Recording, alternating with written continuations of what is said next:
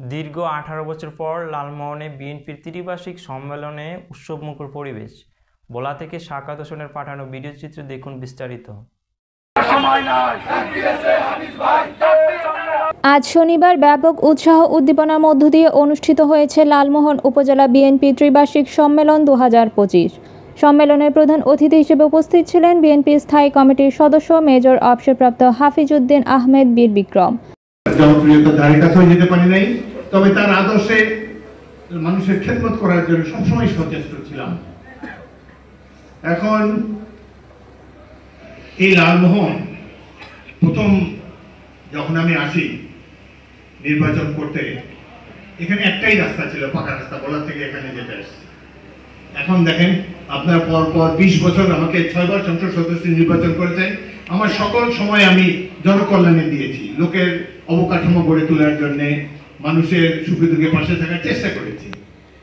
লালমোহন উপজেলা অডিটোরিয়ামের মঞ্চে আয়োজিত এই সম্মেলনে সভাপতিত্ব করেন উপজেলা বিএনপির সদস্য সচিব মোহাম্মদ বাবুল পঞ্চায়েত। প্রধান বক্তা হিসেবে বক্তব্য রাখেন বিএনপির কেন্দ্রীয় সহ সাংগঠনিক সম্পাদক বাংলাদেশ জাতীয়তাবাদী দল বিএনপি জনাব আকন কুদ্দুসুর রহমান।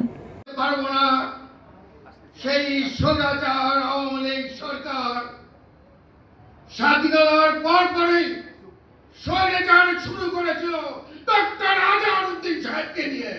এছাড়াও সম্মেলনে বিশেষ অতিথি হিসেবে বক্তব্য রাখেন জনাব আবু নাসের রহমতুল্লাহ, সদস্য জাতীয় নির্বাহী কমিটি বাংলাদেশ জাতীয়তাবাদী দল সমন্বয়ক ভোলা জেলা।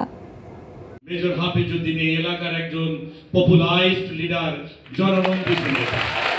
বিশেষ অতিথি জনাব আলহাজ মশিউর রহমান কিরণ, সিনিয়র যুগ্ম আহ্বায়ক বাংলাদেশ জাতীয়তাবাদী দল ভোলা জেলা শাখা। বিশেষ অতিথি জনাব আলহাজ গোলাম নবী আলমগীর, সদস্য জাতীয় নির্বাহী কমিটি ও আহ্বায়ক বাংলাদেশ জাতীয়তাবাদী দল বিএনপি। অনুষ্ঠানে উপস্থিত নেতৃবৃন্দ দেশের বর্তমান রাজনৈতিক অবস্থা, গণতন্ত্র পুনঃপ্রতিষ্ঠা এবং দল পুনর্গঠনের উপর গুরুত্ব আরোপ করেন। মঞ্চ জুড়ে সাজানো ছিল বিপুল সংখ্যক ফুল এবং ব্যানারে ছিল শহীদ রাষ্ট্রপতি জিয়াউর রহমান, বেগম খালেদা জিয়া ও তারেক রহমানের ছবি। সম্মেলনের দ্বিতীয় পর্বে নতুন কমিটি গঠনের লক্ষ্যে নেতৃবৃন্দদের মধ্যে আলোচনা হয়।